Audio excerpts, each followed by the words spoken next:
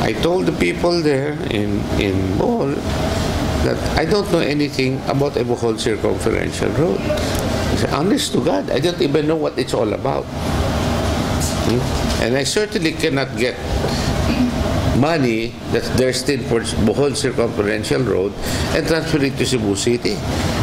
You can't do that. You have to get approval at the highest levels. But I told them I will look into it. So I looked into it. And so what did I do? I found out that deep in the corridors of DPWH and NEDA, there was such a thing as a Bohol circumferential road.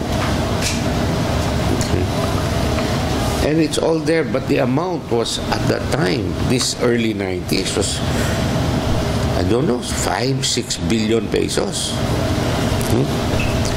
It was more expensive than Cannon Road per kilometer. And then I look at their project. You know, it's not in the mountains. There's no sidewalk. There's no drainage. There's no street lighting. There's no traffic lights. At least MCDP turned out to be cheaper.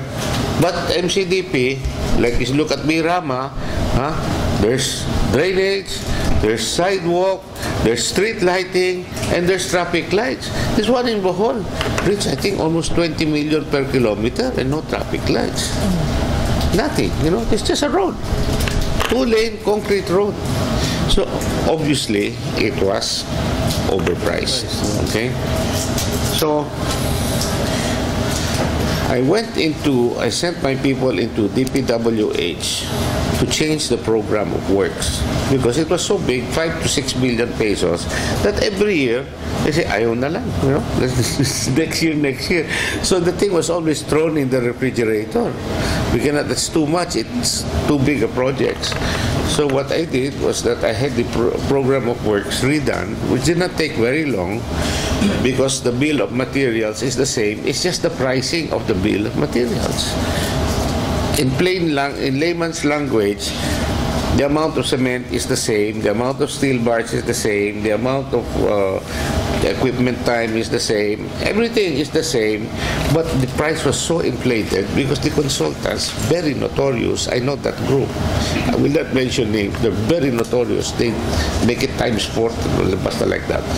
So I was able to bring down the cost to a much lower level. And then I chopped it in 3. Okay?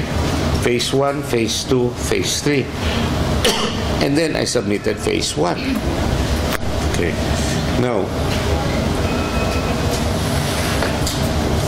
I told the hierarchy in Bohol, this is what you have to do. But they don't like to listen. The only one who listened to me was a congressman in Bohol, and his name was Rico Aumentado. So I told, and that's really, I really didn't know him well, but I started explaining to Rico, I said, this is what you have to do. You don't have to talk to the ambassador. You don't have to talk to the president. You don't have to talk to anyone. This is who you see, and this is what you have to do. This is how you follow things through. This is the process. And Congressman Rico is like a student. He takes down notes, you know. He's taking down notes, writing on. And he followed, since he's a congressman, he was in Manila, he just followed everything I told him to do because I said, I already put it in. Okay? It's just a matter of follow-up na lang so that it will not get lost there again. Okay? Palakasan mo na. So, what he did instead was that instead of making it 3 phases, he made it 2 phases. And I told him, the project's becoming too big. You know, it might not be accepted. Bahala na. And then instead of starting in the other side of the island, he made phase 1 start on his district. I said, okay, ikaw bahala. But he was able to get it funded. He was able to get it funded, and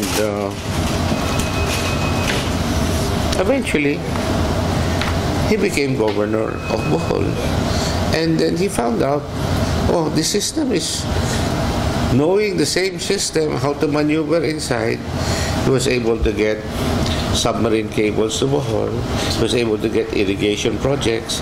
He was able to get all of these things that basically,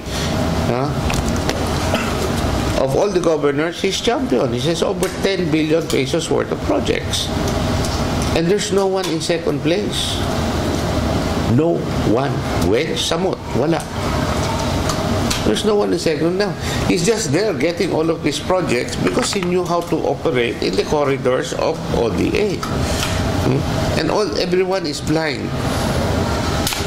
I'll give you another case study. When I was chairman of the RDC, there was a project called the transfer of the Alabang stock farm. Okay? There's big property of the national government where they crossbreed animals, which was eventually acquired by PhilInvest as part of a joint venture. One big piece of property. That's where Alabang, that's where PhilInvest is now. They were looking for a relocation site. Okay. And the relocation site that they wanted was Cebu City. And I said, no. I said, give it to Bohol. So the RDC gave an endorsement to give it to Bohol. But the governor never followed it up, so it never went to Bohol. And then there's another case, which is the Cebu Fishing Port. This is a funded project by OECF to put a fishing port in the Visayas, specifically Cebu, specifically Kawit Island. Okay, 700 million pesos at that time.